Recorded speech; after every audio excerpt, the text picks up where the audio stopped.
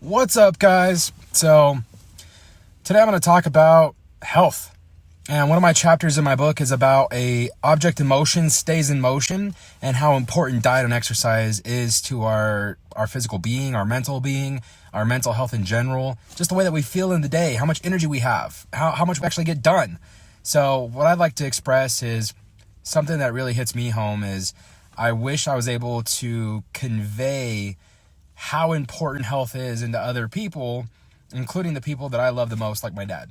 My dad's 300 pounds, has type 2 diabetes. He's never met his grandkids up until my daughter, who is now his only grandkid, really. And for me, I would like him to be around much longer in order to have a happy life with her and grow up and see her grow up. That's something that's important to me. And so I want to make sure that I can convey that to somebody, because it's really hard to convey that to my dad, of all people. Growing up, I learned bad eating habits. I learned how to consume tons of sugar, tons of fast food, tons of Coke. I mean, we had a refrigerator specifically dedicated towards soda. Like, it was in the garage and it was specifically dedicated towards just sodas. And so I grew up with that, and that's how I live my life. So as a child, I had some childhood obesity. I grew up as the fat kid. I didn't get put into the position that I wanted to in football because I was fat. My parents made excuses for me even. And they would take me to the doctor and they would say, yeah, he can't run. I think he has asthma. And then the doctor looks at me, and then he looks at my parents, and then he looks at me. And then he's like prescribes me an inhaler. And he's like, your kid doesn't have asthma, your kid's fat.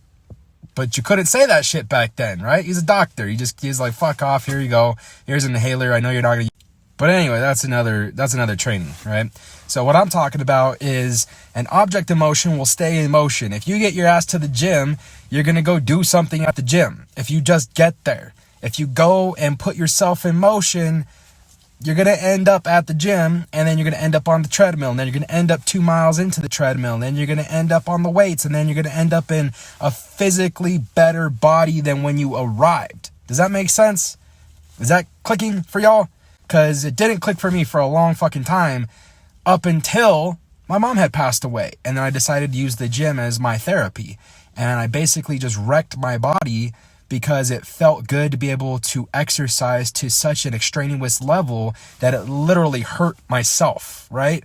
And it's a masochist, or whatever you want to call it. That was how I coped at the time. And the result was a better body. And so I was like, shoot, if I'm going to be going to the gym, I probably should start eating. Really what I want to say is just doing something is going to be better than just not doing something. And whether that's getting a water bottle and sticking to a water routine every single day. Some of us can't even do that. Some of us can't even stick to a water routine where it's like, just drink 6 cups of water a day. 6 cups, right? What is 6 cups? Like 48 ounces? Half a gallon? Less than half a gallon? Like, that's going to make you feel a ton more better.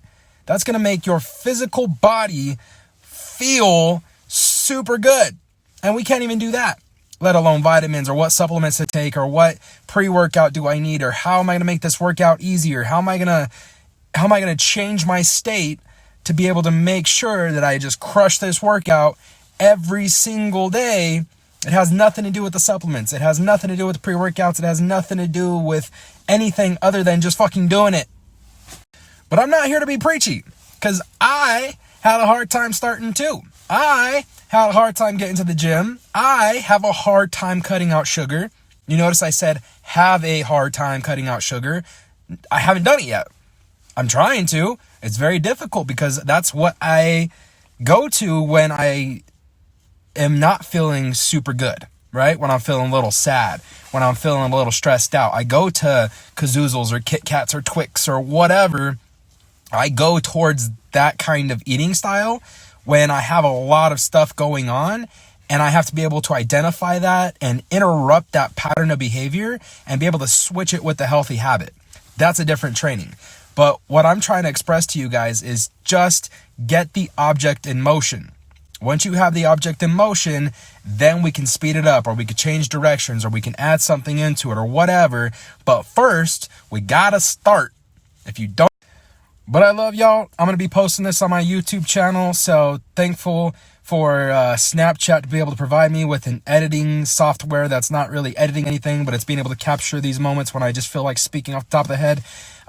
My book will be finished here in probably about a couple months. I've committed myself to writing a page a day, and I've already got the outline and everything built out, so that's coming soon. That's actually going to happen. And then, yeah, I'm gonna try to get down to like $172. Right now I'm about like 181, 182.